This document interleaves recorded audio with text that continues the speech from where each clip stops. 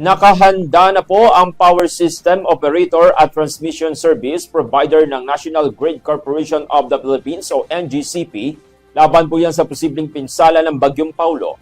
Ayon sa NGCP, nakalatag na ang kanilang Integrated Disaster Action Plan para matiyak na tuloy-tuloy ang serbisyo ng kuryente.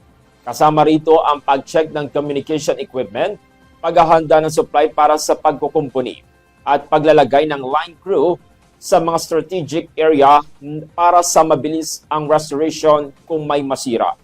Ayon sa Pag-asa, inaasahang maglalandfall si Paulo sa Isabela o Hilagang Aurora sa October 3 at posibleng maging typhoon bago lumabas yan ng Philippine Area of Responsibility sa araw ng Sabado, October 4. Inaprubahan naman ng Taiwan at Hong Kong ang wage increase para sa kanilang mga manggagawa. Sa Taiwan, tataas na sa 29,500 new Taiwan dollars o halos 56,000 pesos kada buwan ang sahod ng foreign workers simula Enero 2026.